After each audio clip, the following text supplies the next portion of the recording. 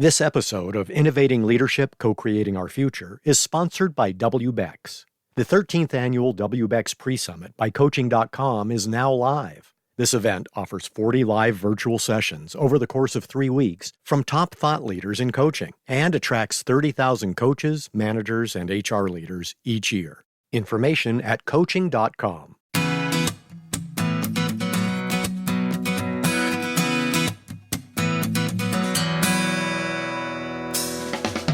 Welcome to Innovating Leadership, Co-Creating Our Future. I'm your host, Maureen Metcalf, founder and CEO of the Innovative Leadership Institute. With me on the show today is Morra Aarons-Mele, author of the new book, The Anxious Achiever: Turn Your Biggest Fears into Your Leadership Superpower. Morra, thank you so much for joining us.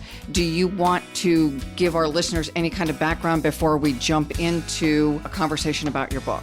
I joke that I'm a recovering political consultant. I spent many years working in politics in Washington, D.C., and then running my own business called Women Online, where we created issue advocacy, behavior change campaigns, and social impact campaigns that mobilized women. I've worked on 3 presidential campaigns and for hundreds of some of the most incredible institutions out there.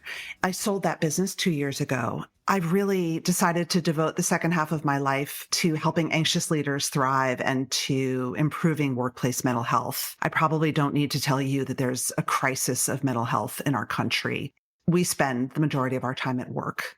The pandemic erased any illusion that we have that work and home are separated, but workplaces really need to figure out how to be better around mental health and help people get what they need. So The Anxious Achiever is that project. We aired a podcast recently where our guest talked about his suicidal ideation. We're seeing it not just in young folks, we're seeing it across the spectrum. It is the topic right now. I mean, the truth is anxiety and depression are the number one reason why people miss work. So even if your employer doesn't care how you feel, they need to care about your mental health. The good news is I think companies get it. I spend a lot of time talking to all different kinds of organizations, and they want to do better. But as you know, it's a very complex thing. What advice do you give a leader who's feeling anxious, whether or not their company cares? I show up to work and I'm struggling with all of the things, imposter syndrome, pressures at home, trying to figure out just how to navigate the basics of life that got harder. Anxiety is one of our most ancient and fundamental emotions. You could argue that anxiety has kept us as a species alive. Anxiety is an anticipation of threat. It is a response to a perceived threat. What happens with us is when we work in extremely uncertain and scary times, when we've been through a terrifying global pandemic, when our country seems to not make sense anymore for many of us, and when work demands and financial demands are more intense than ever, we feel in a constant state of threat. The future doesn't feel good. We're anticipating something bad. And of course, we bring stories with us. We bring our past hurts and maybe even our natural proclivity to feeling anxious. So anxiety is extremely common and it's extremely normal right now. Our brains are wired to keep us alive and keep us safe. How do we help people modulate the thing that keeps us safe and alive with not throwing us over on the other side of such anxiety that we can't function effectively? That's the issue, right? And that's what the book is really about. Anxiety, like all of mental health, exists on a spectrum, right? And at the lower end of the spectrum is clinical anxiety disorders, right? And that is when you are feeling like your anxiety is getting in the way of living your life. Maybe you're having panic attacks. Maybe you are having phobias. Maybe you can't see people or leave your room or do your job. If that's you right now, I really ask you to please try to get professional help. The good news is that because anxiety is so common, there are great treatments for it. And I'm happy to share my own personal story. And in the middle is the moderate anxiety that most of us feel right now, which we talked about, which is like, oh my God, what is going on? Am I even going to have a job tomorrow? Right? Am I going to be the next one? Am I good enough? All these feelings that happen to us. And at the far end of the spectrum is good anxiety. And not only has anxiety kept us alive, anxiety motivates us. If we learn, we can capture the energy, the focus, the drive that anxiety provides, and we can use it. And that takes work and it takes skill. So I think it's really important for people to understand the full spectrum of anxiety and to understand that various treatments are out there no matter how your anxiety shows up. You mentioned your own story. I would love for our listeners to hear what you went through, because I think so often we can feel isolated, like we're defective and we're the only ones who are having these experiences. So it would help for people to hear that they're not alone. Oh my gosh, you're not alone. It's funny. 2 nights ago, I was giving a talk at our local NPR affiliate, and I was sitting actually on stage in my fancy dress and my fancy outfit talking about my cocktail of antipsychotic medication. And I think that that's really important. My whole mission with The Anxious Achiever is to interview very successful people and ask them their stories and how they managed through. So I was first diagnosed at age 19. I was so anxious, I could not leave my dorm room. I was very, very depressed. I was diagnosed with major depressive disorder, clinical anxiety, and then ultimately with what we now call bipolar 2, which means I go up, I come down. It's not as intense as the bipolar 1 that many people are familiar with, but it is intense. And so I've spent the majority of my adult life managing my mental health. It has really forced me to work differently and take my mental health extremely seriously. Therapy, psychiatry, medication management, meditation, exercise, community, all the things. But I had a panic attack 3 nights ago. It just came on. I don't know why. And I think that that's life for a lot of us. And we don't hide it. We don't drink it away. We don't yell at people or control or micromanage. We learn to deal with it. Thank you so much for sharing that. And I'm sorry that you have to navigate it. I'm also grateful that you're willing to share it because, to your point, there are a lot of people who don't know that they have someone who's traveled this journey and can role model that they can be successful. This is a thing to manage, not a thing that will take over your life. It might take over your life. I call it a double-edged sword in the book, and there's a tension. I mean, for me and a lot of the anxious achievers that I interview are people who've struggled with all kinds of mental illness. They sort of credit the anxiety, maybe even the hypomania, the whatever, for turning them into who they have become. You know, for any of us who sort of face hard things and come out the other side, it gives us gifts. It gives us empathy and compassion and resiliency and all kinds of amazing skills. But when you're in it, it can be, as you mentioned, your recent guest, it can be the absolute worst. So you can't sugarcoat mental health, but you can manage it and push through. And my anxiety is my companion. Honestly, we talk all day long. And sometimes I tell it, you're done here. You're not welcome. Go away. And sometimes I say, like, let's do this, right? I've been on book tour for 6 weeks. I have been super anxious, but I have been incredibly creative, successful, powering through. And I know at this point how to modulate my anxiety. I love 2 things you said. One, that it is the challenges you face that have made you exceptional. I have some trauma in my background, and my belief is that I might just be average without the trauma. Really? And I really don't want to be average. That is so interesting. But you've worked on your trauma. Oh, yeah. Yeah. Decades of. I know. Yeah. And lots of therapy, meditation, healthy diet. I did drink too much for a period of time. And I look back on those days and just, absent other skills, you go to what you got. You go to what you got. Yeah. Me too. Fortunately, I was able to find healthier ways. It takes a very concerted effort. And your point of the conversation. Thank you for keeping me alive. Now it's time to take a different role and invite a different part of myself forward. So what does that other healthier view of self feel like? And frankly, things have been going really well for us. And it's weird because I keep thinking like, maybe I'm just missing something. When's the shoe going to drop? Getting comfortable with things going well. You know, you'd think it would just be easy, but it's uncomfortable. In fact, let me share a story that happened with my family that only close friends know. My dad was in military intelligence, and so we were always looking for stuff going wrong. They live in a rural area, and kids came up to the door and they were going to be Christmas caroling. It seems like nobody Christmas carols, and nobody Christmas carols on farms. So I'm convinced that something's going on. And so I'm going die hard on this. Here are the die hard people. My partner, Mike, is, getting ready to get them hot toddies and everything's good. And my dad's so proud that I think these are terrorists. That leads to a little bit of over-indexing on risk management and a little under-indexing on, why don't we just enjoy the Christmas carolers? They were, in fact, not the diehard crew. They were Christmas carolers. Well, so Maureen, what you just illustrated is hypervigilance, which is really common among trauma survivors and really common among very successful people. And that's what sucks. Mm-hmm. I have a great interview in my book with Jerry Colonna, who's kind of a legendary coach and business guy. And he talks about how the hypervigilance he felt of growing up in a family with alcoholism and mental illness, always waiting for the door to slam and the dad's coming home. And what does that mean? Mm-hmm.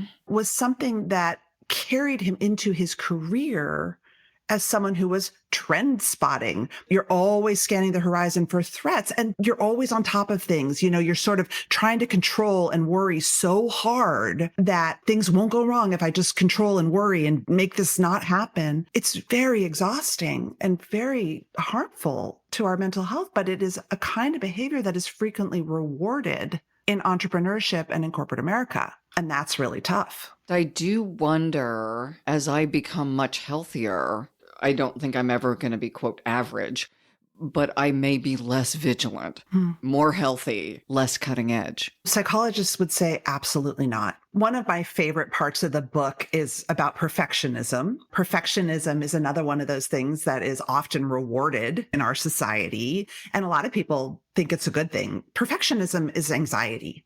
Perfectionism is the anxiety that if I do not perform to a ridiculously high standard that I've set for myself, I'm not worthy. I may not even be worthy of being loved. My favorite psychologist on perfectionism, Thomas Greenspan, says, you are who you are. You would be exceptional. Perfectionism is not about doing amazing work. Perfectionism is the worry that you think needs to accompany amazing work. And so imagine a life where you could just be your exceptional self without the anxiety. It takes a moment to think about, because I've lived in this anxious body since I was a kid. And yoga helps. Meditation helps. It's way better. How do you navigate? You're sitting on stage and you have a panic attack. Do you share that? Or do you have the internal conversation and hope no one notices? I happen to be an introvert and someone who has social anxiety who absolutely loves being on stage. I am a super ham. It's a very weird, I can't talk to the moms at the soccer game, but put me on stage in front of 1,000 people, I'm good. Because it's my job. I know how to do my job, right? So I think there's a lot of people like me. I open the chapter in perfectionism in the book, telling the story of how I was invited to speak for my previous book at our local public library. And I had a panic attack and someone in the library said, call 911. They thought I was dying. And it was not my first rodeo. I knew it was a panic attack. And that doesn't happen to me anymore, but it has happened many times in the past. It has happened to so many of the leaders I have interviewed, so many of the male leaders, and it happens to some of us. And that's okay. We can take medicine, we can get treatment, we can move on. That's why I'm asking if it's happening. In the moment. In the moment. Okay, let's talk about that. Do you say, I need a minute, or can you power through? If someone's going to call 911, you're probably beyond powering through at that moment. You can't. Mm-hmm.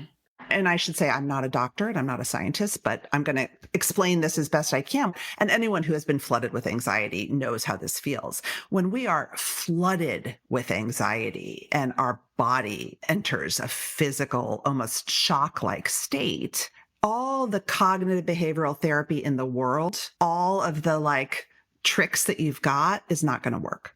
And so if this is you, and it could happen in a meeting, I've had it happen to me in a negotiation, you need to take a minute and, as my friend Moshe Cohen calls it, slow down time. You need to slow down time. And how you can do this, depending on the severity of your attack, is to breathe and try to breathe into your belly. Now, if your chest is that tight, you could focus on your heart, connect to your heart, and try to breathe in and exhale as long as you can, because you're calming your parasympathetic nervous system.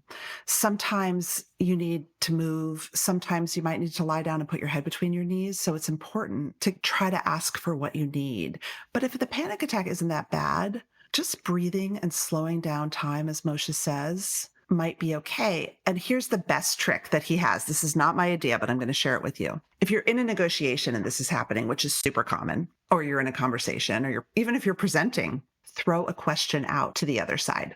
Let them talk while you try to get it together, or ask for a break. That is okay. I realize when I'm facilitating, there are times my eyes go shut and it looks like I'm having a narcoleptic attack or something. And I do breathe, hope no one notices, and try to make it through that moment. And I hadn't thought of it being panic, but I wonder if it is. It's a physical response. It's a physical response, but it's also because you care, because you want to do great for your clients. My friend Lindsay Pollack, who's a fabulous and famous public speaker, said, the audience is rooting for you. And so it's important to remember that even if you have a wobble, they're there for you. They want you to do a good job. And frankly, she says they're relieved it's not them up there too. So one of my biggest anxiety hacks is turning down the temperature.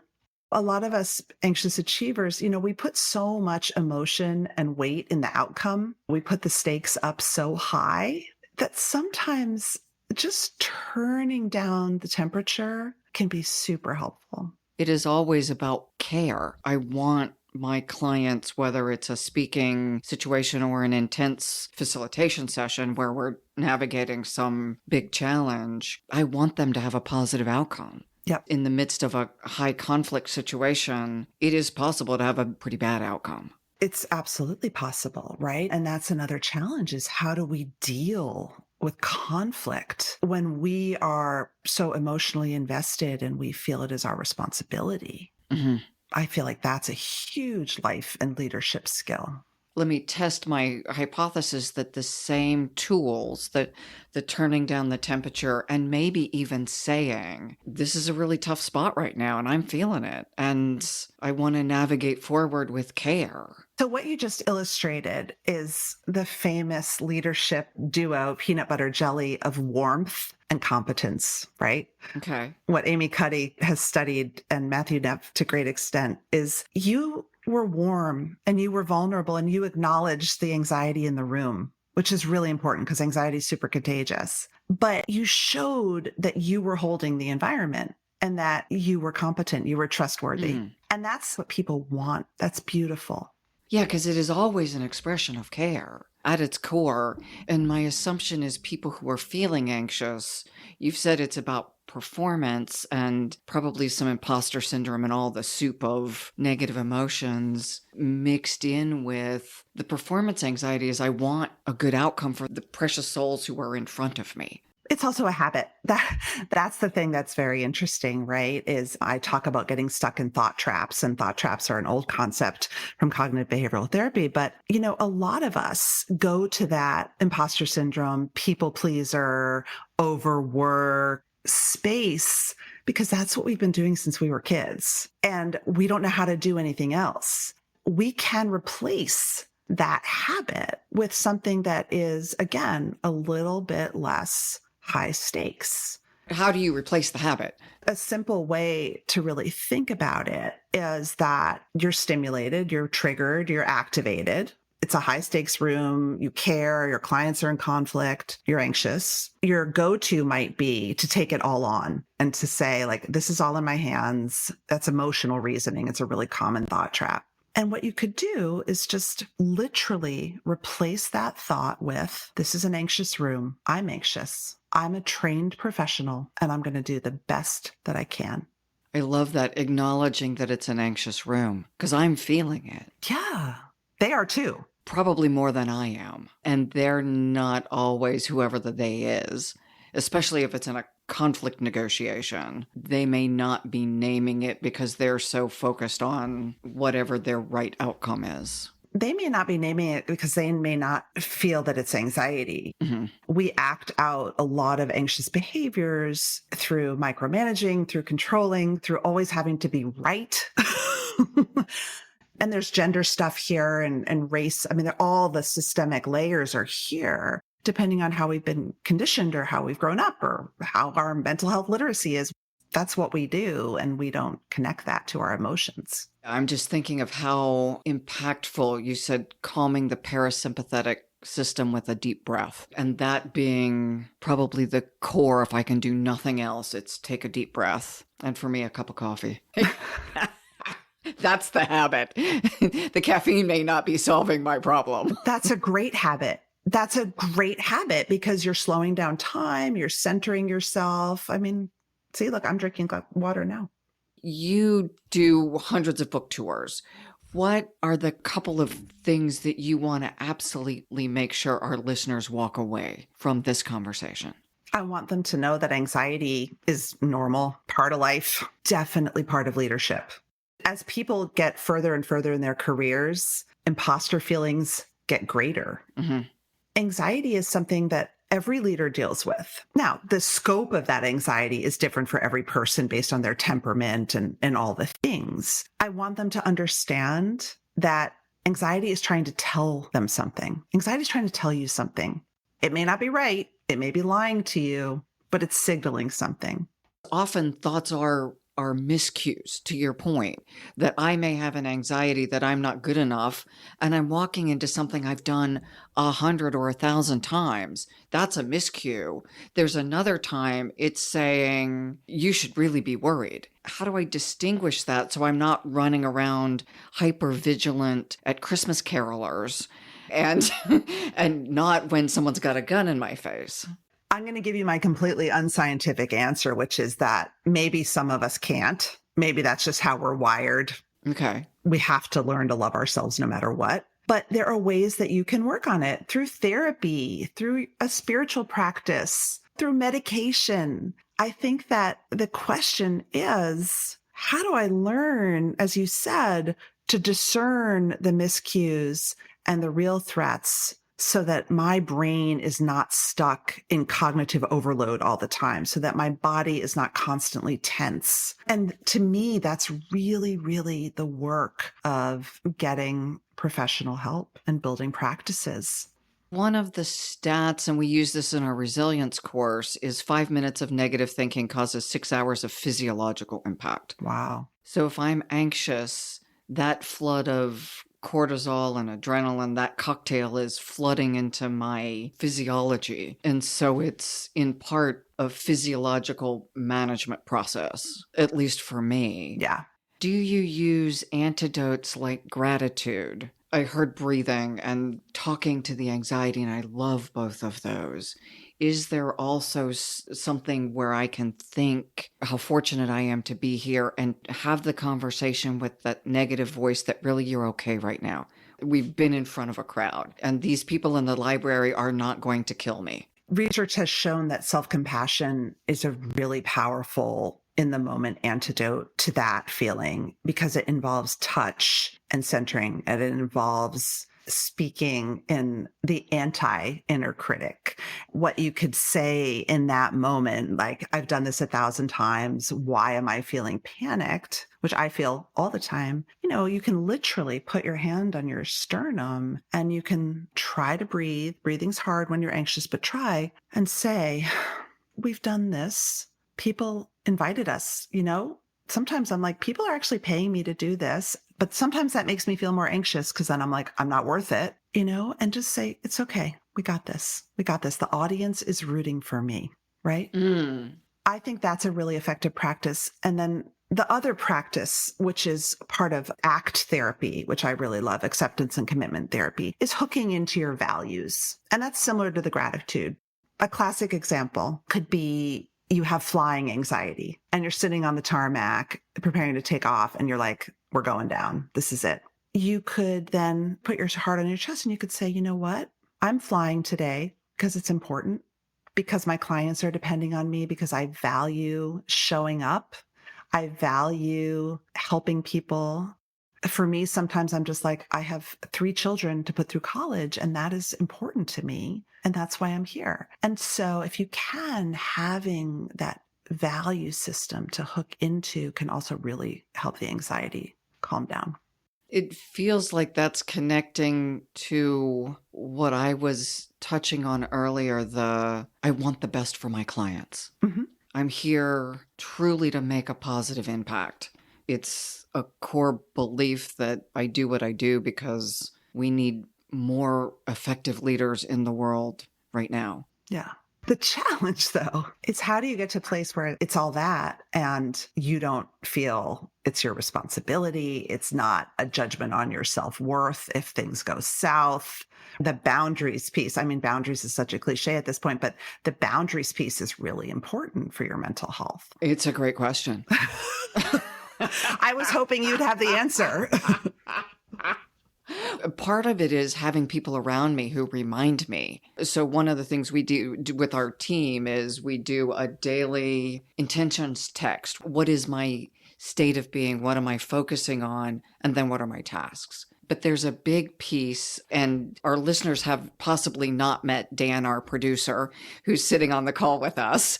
But Dan and I have this text conversation every day, because what's the bigger piece behind why we're doing what we're doing? You know, the daily tasks are the daily tasks, and sometimes they're exciting and sometimes they're dull. You know, I'm writing emails, I'm editing something, but there's a core connection, and Dan and another person on our team often remind me, you know, the mental state is you don't own this.